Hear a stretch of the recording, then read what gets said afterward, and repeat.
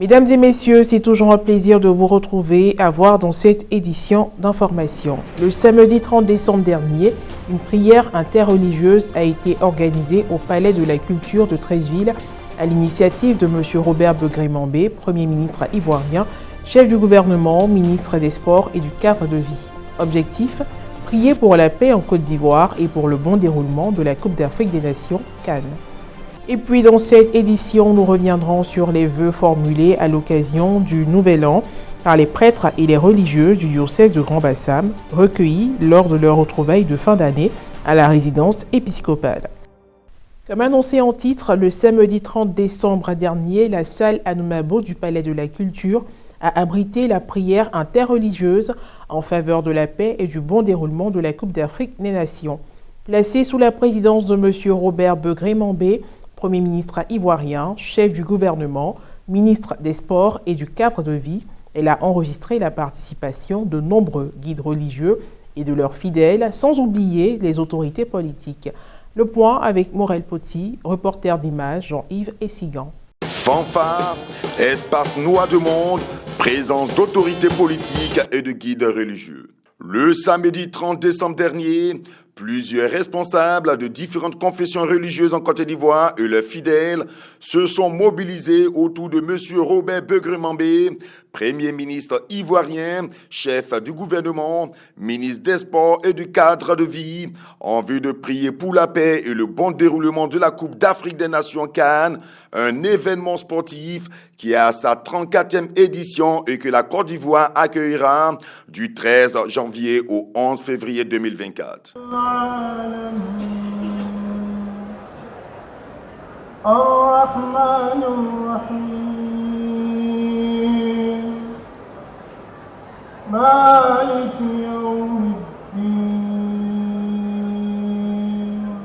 La prière interreligieuse s'est déroulée au Palais de la Culture de Treichville en présence de M. François-Albert Amichia, maire de la commune haute et président du comité d'organisation de la CAN. Je voudrais, au nom des populations de Treichville, conduites par l'honorable Ami Tunkara, député de la circonscription, vous souhaiter la bienvenue. La bienvenue à vous, Monsieur le Premier ministre, chef du gouvernement, ministre des Sports et du cadre de vie. À vous, les membres du gouvernement. À vous, toutes les personnalités qui ont effectué le déplacement de ce matin. Dieu a conduit vos pas jusqu'ici. Dieu vous accueille ici à Treichville.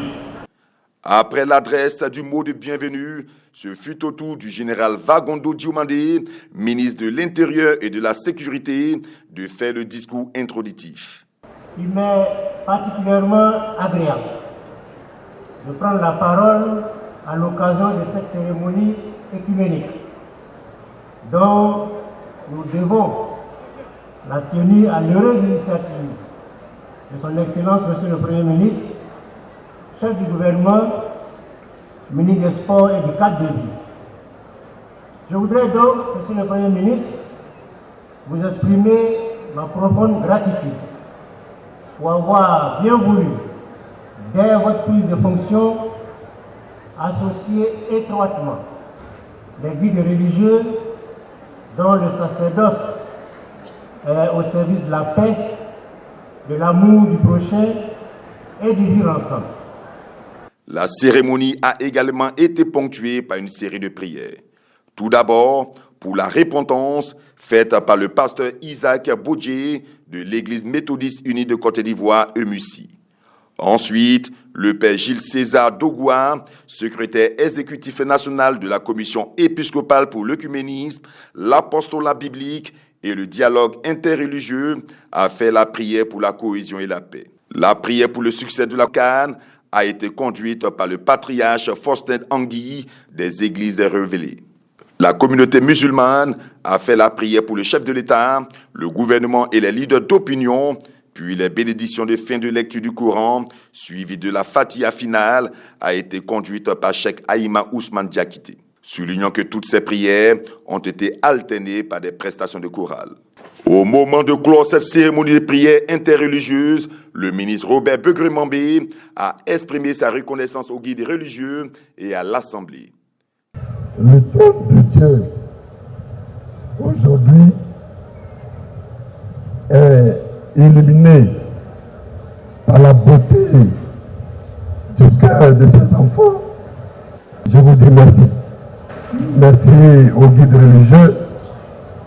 Merci à nos frères et sœurs ici présents.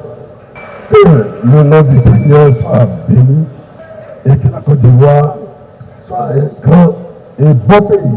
Quelques propos recueillis au thème de l'événement. Les guides religieux se sont accordés pour qu'en ce jour du 30 décembre 2023, nous puissions offrir à Dieu d'abord l'action de grâce pour l'organisation de la Coupe d'Afrique des Nations qui va abriter notre pays et en même temps demander son assistance, sa protection pour que cette grande compétition africaine se déroule dans de bonnes conditions pour la paix de tous, pour le bonheur de tous. Pendant la Coupe d'Afrique des Nations, nous guides religieux, nous sommes résolus à organiser tous les temps de prière dans nos différentes communautés et par moment nous retrouver. En Côte d'Ivoire, depuis 1990, existe le Forum national de confédération de Côte d'Ivoire, où toute la communauté chrétienne et musulmane dans leur diversité se retrouve. On travaille régulièrement ensemble. Donc lorsque le Premier ministre a lancé l'appel, nous sommes retrouvés rapidement. Nous devons préparer ces séances de prière. Donc vous avez vu que toutes les religions sont passées.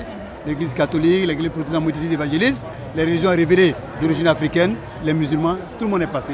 On avait donc fait des prières pour donc renforcer la paix et la cohésion en Côte d'Ivoire et puis aussi, surtout pour prier pour la CAN. Nous venons de confier la cérémonie de la CAN qui aura lieu dans quelques jours dans la main du Seigneur.